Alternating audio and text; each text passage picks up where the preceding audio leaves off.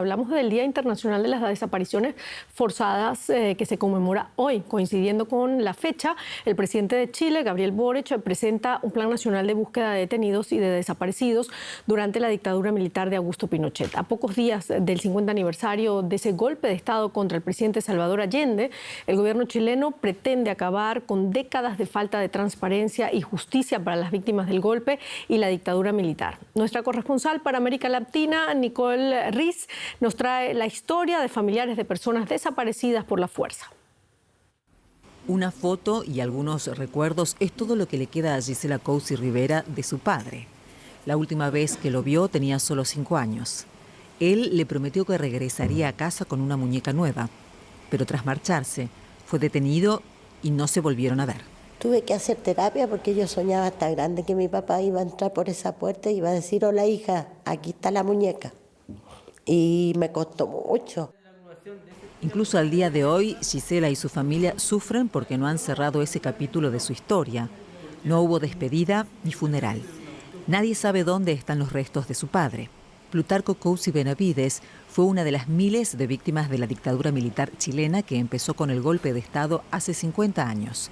En este memorial, ubicado en la capital, Santiago, está inscrito su nombre junto al de muchos como él. Un recordatorio silencioso de los que desaparecieron tras la toma del poder por parte de los militares chilenos. Posiblemente muchos tuvieron una muerte espantosa, torturados antes de ser asesinados a manos del régimen. Miguel, el hermano de Emilio Heredia Vázquez, también era uno de ellos. Pocas semanas después de su detención, su familia supo dónde se encontraba. Lo estaban torturando. Pero cuando identificó que su torturador era un capitán de su propia época del servicio militar, desapareció todo rastro de él. Los militares llegaron a la casa ese mismo día y los días posteriores a allanar y tratar de llevarse todo tipo de pertenencia que indicara la asistencia de Miguel. Todo tipo de documentación, las cartas se las llevaron todo. Quedaron algunas fotos, felizmente, muy pocas. Pero en el fondo lo que se logró ahí, o lo que se intentó ahí, en el fondo era borrar definitivamente y hacer desaparecer bajo todo concepto a mi hermano. Emilio y Gisela son miembros de un grupo de ayuda formado por las madres y esposas de los detenidos. Aunque en el pasado no recibieron ninguna ayuda de las autoridades en la búsqueda de sus seres queridos, el actual gobierno ha puesto en marcha un plan nacional de búsqueda. Por primera vez, un gobierno chileno respalda ese tipo de labores. No es simplemente ir a encontrar restos, es algo más complejo que eso. En primer lugar, conocer las trayectorias, las circunstancias en que esas personas fueron detenidas y hechas desaparecer. Esa información, así en términos globales, la sociedad chilena no la dispone en la actualidad. 50 años después del golpe militar en Chile, la sociedad no ha podido superar las consecuencias de la dictadura militar. No tuvieron oportunidad de hacerlo. Es hora de que haya justicia y transparencia para que las familias de las víctimas encuentren la paz.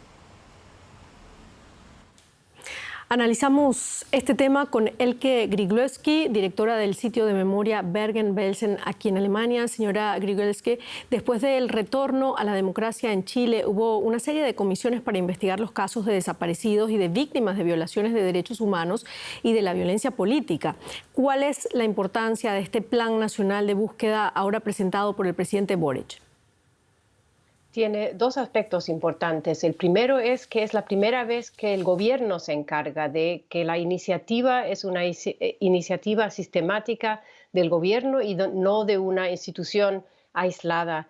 Y eso significa, por el otro lado, de que el gobierno está consciente de las necesidades de los familiares que han perdido a un ser querido y que para los cuales es sumamente importante no solamente saber el destino de sus familiares, sino también de tener un lugar donde poder llorar por los muertos y conmemorarlos.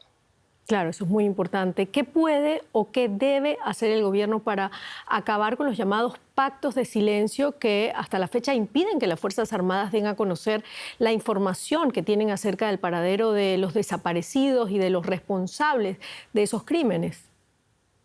Es un tema difícil y yo creo que se puede alcanzar de que también los militares estén más dispuestos a hablar si se crea en la sociedad la sensación de que es importante hablar sobre el tema, abrir archivos y crear discursos que se vayan difundiendo en la sociedad para que también en las familias de los propios militares se entienda la necesidad de hablar sobre el pasado. Bueno, ya que usted habla de esa sociedad, ¿qué papel cree usted que ha jugado la sociedad civil en Chile a la hora de exigir que se haga justicia? Bueno, la sociedad civil siempre, no solamente en Chile, pero también en Chile ha aportado a que el tema sea tratado más y que no se quede todo silenciado en ciertos rincones. Quizá en algún momento hubiera podido ser más y hubiera podido ser más, digamos, la sociedad no afectada personalmente, pero sí también en Chile la sociedad civil ha aportado a que el tema sea tratado. Bueno, en cuanto a ese Plan Nacional de Búsqueda de Detenidos y Desaparecidos, ¿usted cree que unirá o dividirá más a la sociedad este Plan Nacional? Yo creo que estos temas hay que verlos a largo plazo y claro, siempre manejar un pasado violento tiene también algo de división, o sea, entre aquellos que quieren manejar el pasado y aquellos que no lo quieren.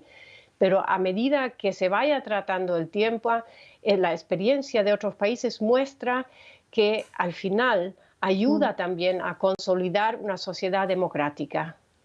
Muchísimas gracias, Elke Grigulewski, directora del sitio Memoria Bergen-Belsen. Muchas gracias.